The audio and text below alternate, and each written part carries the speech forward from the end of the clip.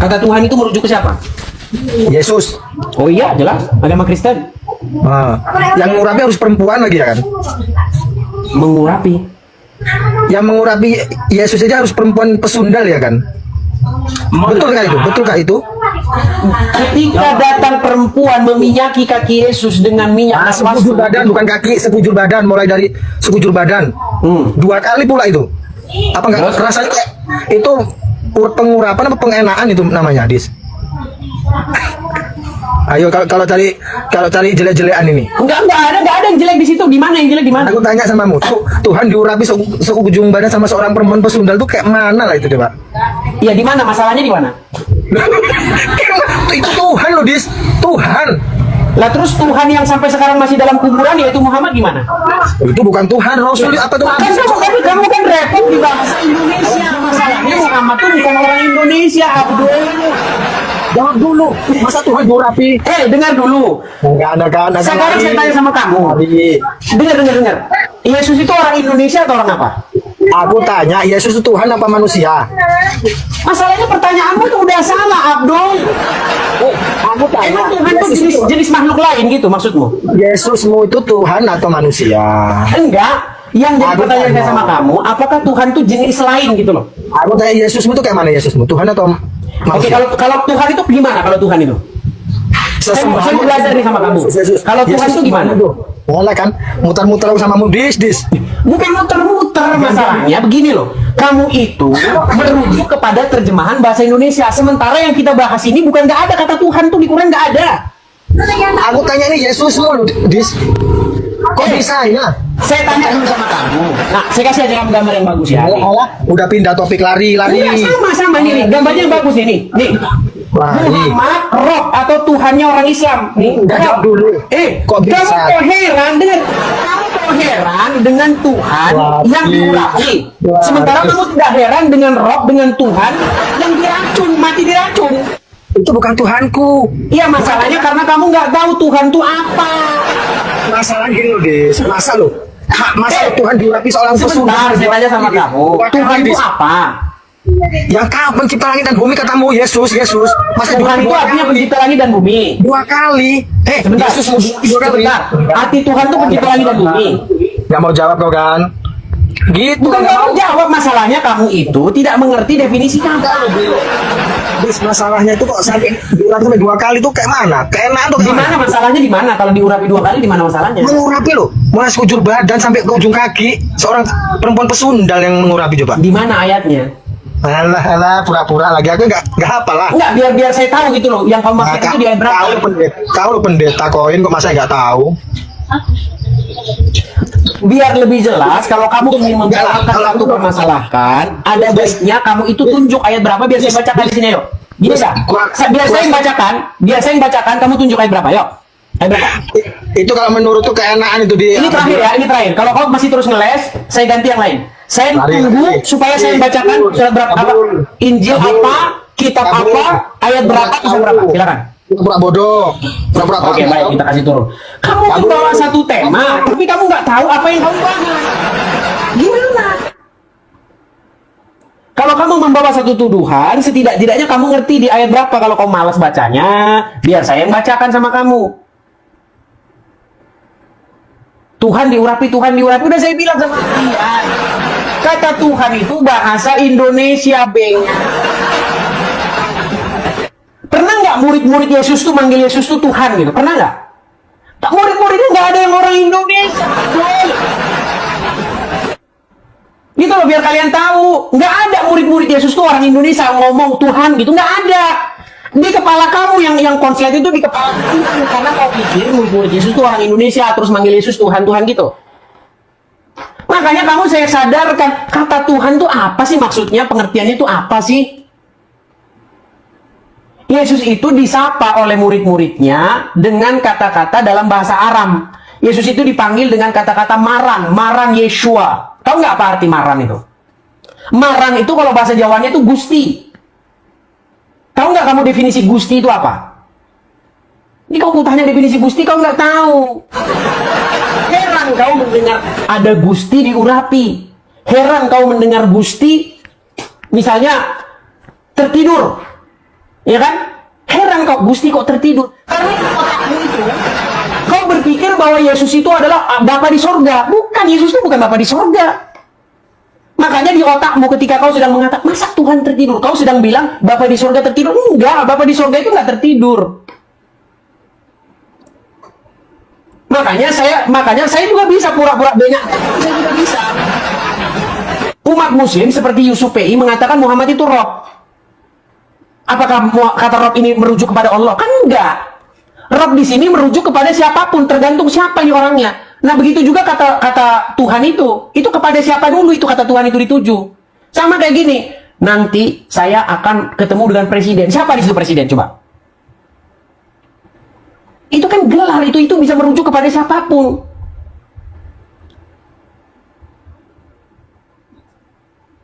Nah, masalahnya memang baik banyak yang Islam dan juga yang Kristen nggak ngerti Tuhan itu apa. Banyak itu. Yang Kristen juga banyak nggak ngerti Tuhan itu apa. Tuhan sama Tuhan itu sama. Makanya pertanyaanmu itu salah sebenarnya. Tuhan itu manusia apa Tuhan? Dia itu Tuhan apa manusia? Tuhan apa manusia? Kan aneh kamu itu. Tuhan apa manusia? Rob itu kalau kamu cari bahasa Indonesianya, itu ya Tuhan ya Tuhan, sama itu. Masalahnya kau nggak ngerti itu, kau ngerti. Orang awam ya memang nggak ngerti. Di dalam Quran ini kata Rob ini kadang-kadang diterjemahin Tuhan, kadang-kadang diterjemahin Tuhan. Beda-beda itu, kadang-kadang Tuhan, kadang-kadang Tuhan gitu. Nah, orang yang baca terjemahan itu dibedain. Karena kau baca terjemahan. Makanya pertanyaanmu itu salah. Yesus itu Tuhan apa manusia? Maksudnya gimana Tuhan apa manusia? Enggak nyambung, pertanyaan itu enggak nyambung. Gitu loh. Kalau panas mandi, di sini bukan panas, di sini malah dingin.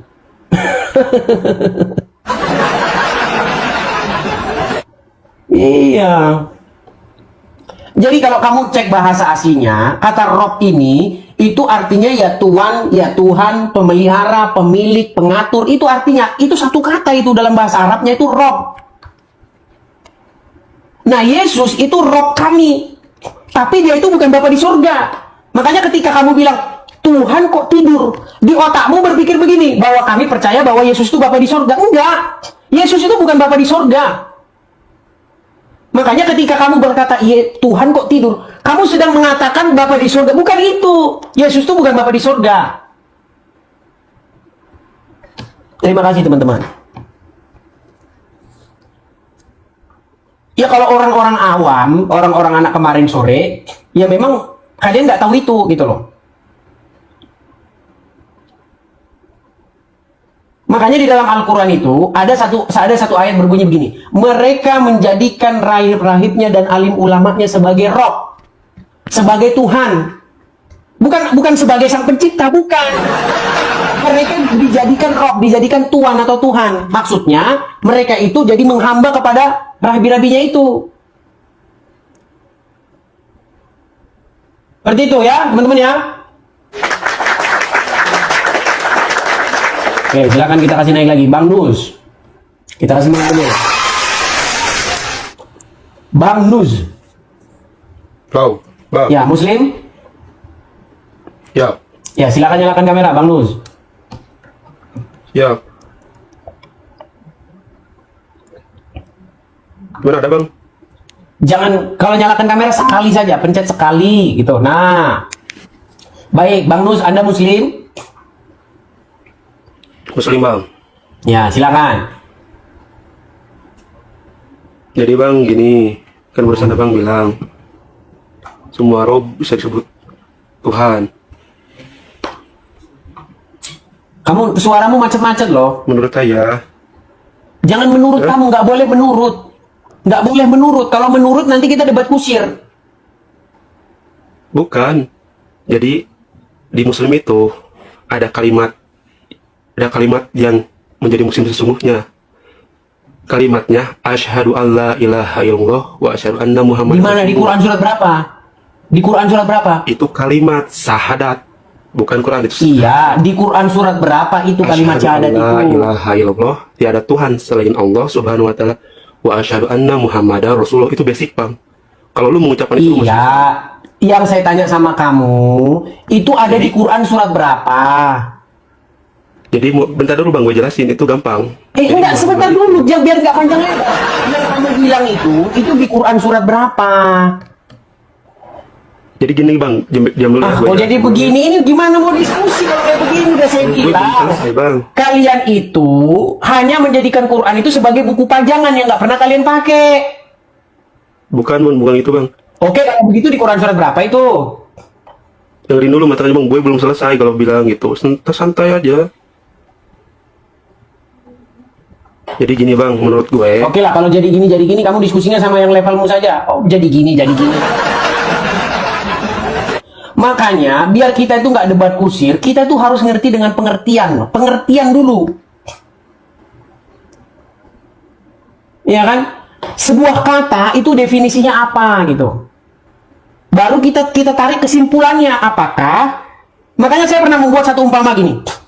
Ada dua orang sahabat. Satu orang Batak, satu orang Jawa. Mereka mampir ke warung soto.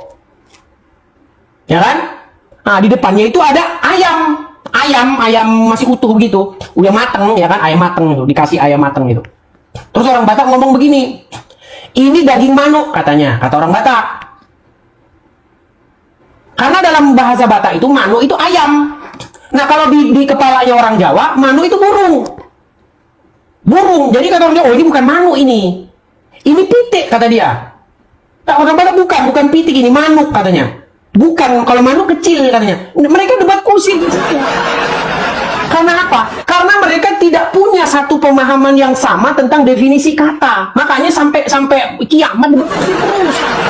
Nah, banyak orang-orang debat agama, anak-anak kemarin sore saya lihat. Anak-anak kemarin sore yang nggak tahu apa-apa, udah terjun dalam diskusi lintas iman.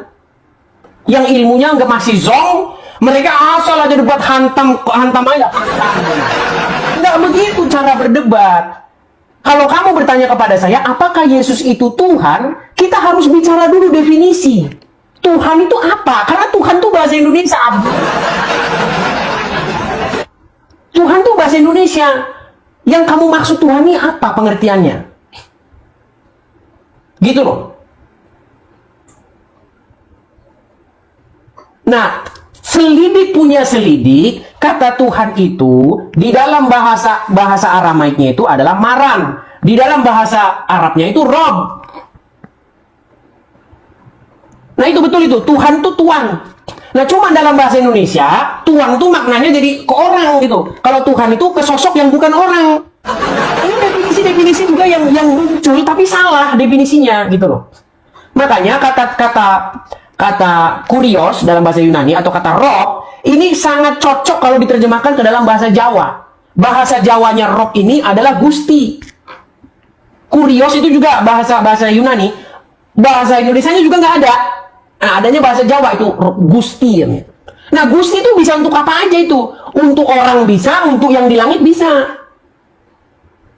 Gitu loh. Jadi seandainya murid-murid Tuhan Yesus itu adalah orang-orang Jawa, mereka akan memanggil Yesus itu dengan panggilan Gusti. Jadi nggak heran kalau ada Gusti tertidur. Nggak apa-apa Gusti tertidur itu. Yang jadi aneh itu ketika otakmu sudah berpikir, Tuhan kok tertidur? Kok tertidur Tuhan? Jadi bagimu lucu gitu loh. Nah, sama lucunya ketika saya bilang begini sama kamu, Muhammad Rob kan Yusuf? Ya, Muhammad Rob. Muhammad Rob kok tertidur? Saya bisa juga berpura-pura bengak kayak kamu, saya juga bisa. Rob kok tertidur? Kan kau bingung jawabnya kan? Ya, Rob di situ kan merujuk kepada Muhammad, bukan merujuk kepada Allah. Kalau Rob merujuk kepada Allah, Allah nggak tertidur. Kau bilang gitu kan? Sama kami juga begitu. Kalau kata Gusti itu merujuk kepada Bapa di sorga atau Roh Kudus, memang Bapa di sorga dan Roh Kudus nggak tertidur karena bukan fisik gitu loh.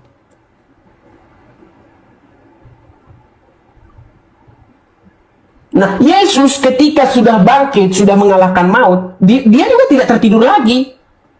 Karena bukan tubuh jasad seperti kita lagi.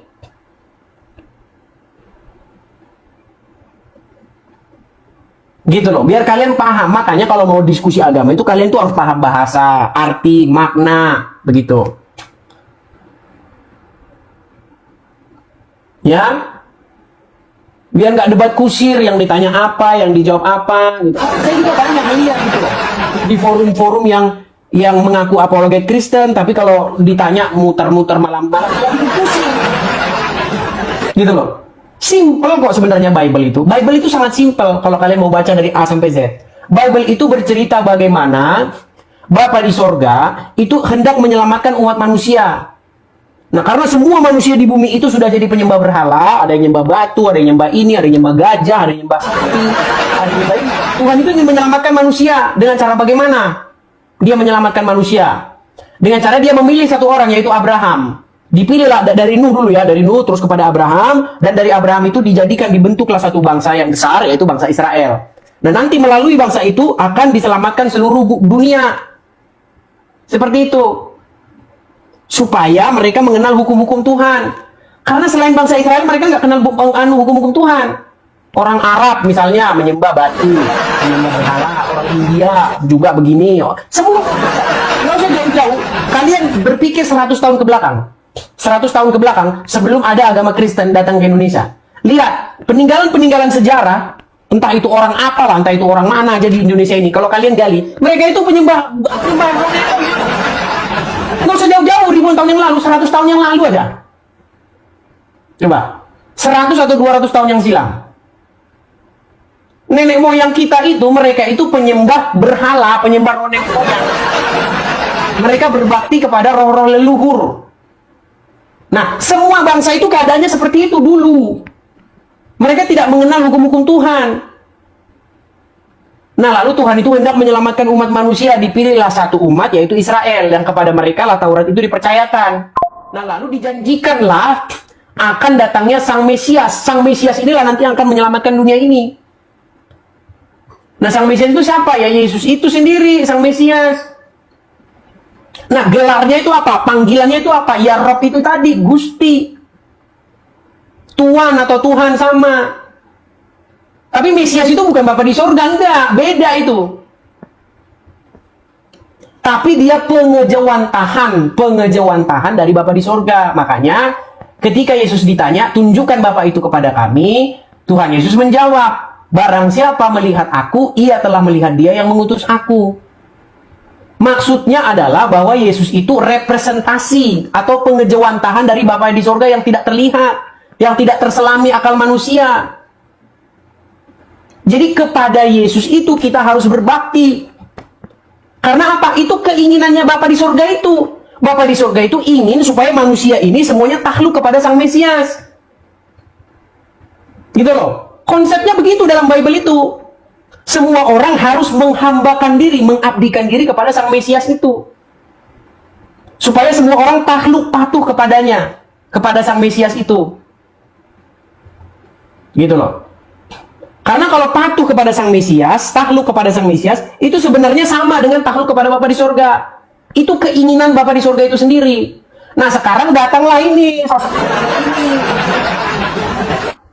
Ini datang sosok Muhammad. Nah, umat muslim punya konsep begitu. Iya, punya konsep begitu umat muslim. Barang siapa yang patuh kepada Muhammad ini sama dengan patuh kepada Tuhan Sang Pencipta alam. Gitu loh. Sekarang diganti. Jadi Muhammad ini menjadi representasi Tuhan Pencipta alam. Nah, makanya banyak umat jatuh kepada Mesias palsu. Makanya kalau kamu tanya sama saya, apakah saya percaya sosok Muhammad ini adalah Mesias palsu? Iya.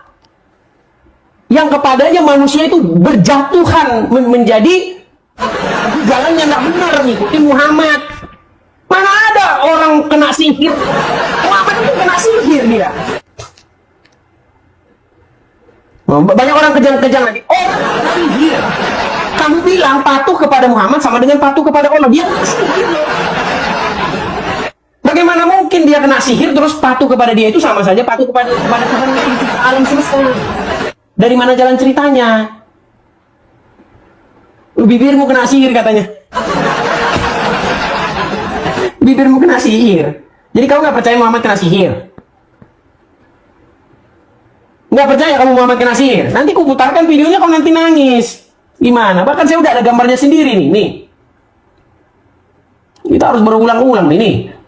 Aku bersaksi tidak ada nabi yang kena sihir kecuali Muhammad nih. Ada ini gambar. Gimana kamu itu? Tidak ada nabi yang kena sihir kecuali Muhammad. Memang benar. Nggak ada nabi yang kena sihir itu kecuali Muhammad.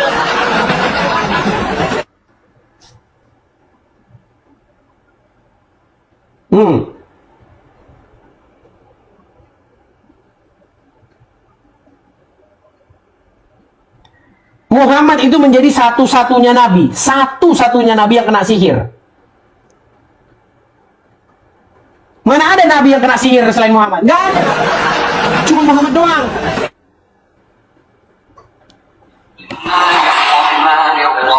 Ini dengerin. Manusia adalah khalifah.